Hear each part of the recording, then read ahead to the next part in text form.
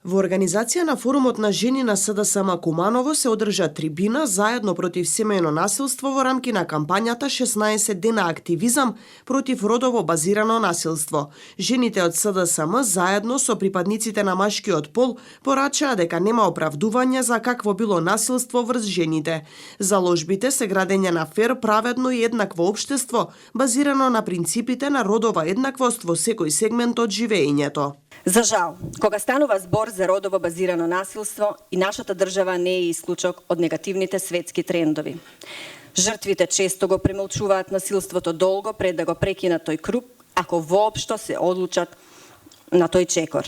Некогаш поради финансии, некогаш поради деца, срам или едноставно поради поврзаноста со насилникот. Каква и да е формата на насилство, од него најчесто страдаат децата, жените, па и знаате страдаат и старите лица. Врз основа на податоците од извештајот, можеме да констатираме дека евидентирани жртви на семејно насилство во Меѓуопштински центар за социјални работи во Куманово, кое за жал се повеќе и повеќе се зголемува, во период од 1.1.2022 година до 1.12.2022 година биле регистрирани 52 жртви на семејно насилство. Предложени мерки за заштита на жртви од семејно насилство од страна на Центарот за социјални работи до Основен суд Куманово изнесуваат 45, од кои 45 се извречени привремени мерки од страна на судот. Додека сместена е една жртва и 3 деца во Центар за лица жртви на семејно насилство. Нулта толеранција за насилство врз жените и девојките, континуирано унапредување на правата на жените со заштита од дискриминација и родово базирано насилство се дел од пораките кои што беа упатени синоќа на трибината. Куманово од неодамна доби и советувалиште за жените жртви на насилство. 2 месеци нешто можам да кажам дека досега побарале помош 6 жени, со кои што со 4 од почнат процес, двете дошле, па ги нема, зашто не секогаш жената кога ќе дојде еднаш некаде во некоја институција ќе се врати повторно. Ова советувалиште што ние ќе го менеджираме како невладен сектор е поразличито од советувалиштето што го има во МТСП во Куманово, што ги исполнува овие стандарди и плюс тоа што жртвата која ќе дојде во советувалиштето ќе има поддршка од социјален работник или правник во одење на патот на остварување на незините права. Еве сега од соговорничката од центарот слушавме дека тој пат е многу долг и тежок, многу процедури. Можеме да бидеме горди и да се пофалиме пред сите. Сите права, се она што се однесува на правата на жената, се она што се однесува на заштита на жената, го имаме направено ние како Социјалдемократски сојуз на иницијатива на форумот на жени, но со силна поддршка од нашето родово сензитивно партиско раководство.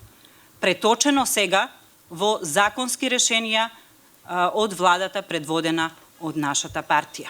Почнавме со отворање на SOS линија за пријава и помош на жени жртви од насилство. Во сите центри за социјална работа се воведе 24-часовен дежурен телефон со стручна помош на која што треба може жената да побара помош и да пријави насилство. Се изврши обука на полициските службеници кои што имаа прв и директен чекор со жената жртва.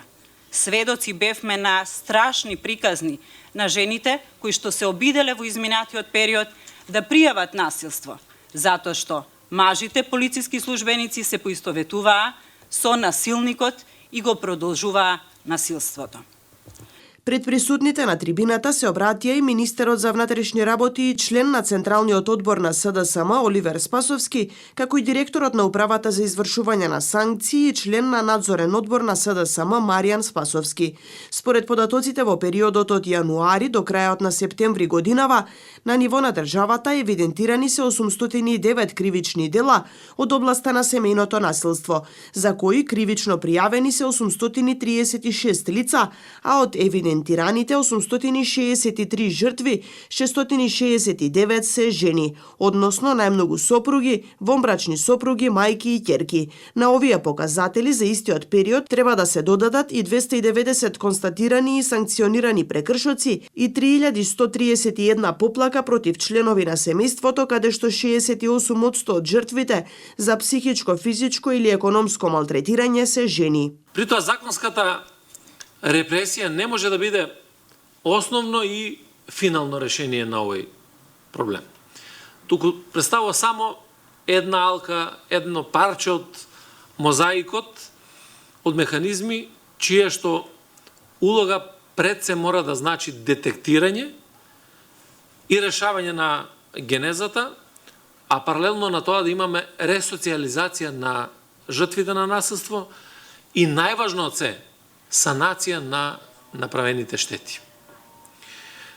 Овде сакам да потенцирам, а низ призма на политичката практика во нашата држава, дека се соочуваме, односно не се соочуваме само со семејна дисфункционалност, туку со сериозни социоекономски фактори, со културно, традиционалистички квази вредности кои што владеат се уште во македонското општество и со образовно-воспитни субстандарди за кои што сите ние сме виновни, што дозволивме да имаме период во кој што образованието и воспитанието беше ставено на маргините, или јас сликовито често сакам да кажам дека во еден период до 2017 година образованието беше сватено како можност да купите диплома во трафик.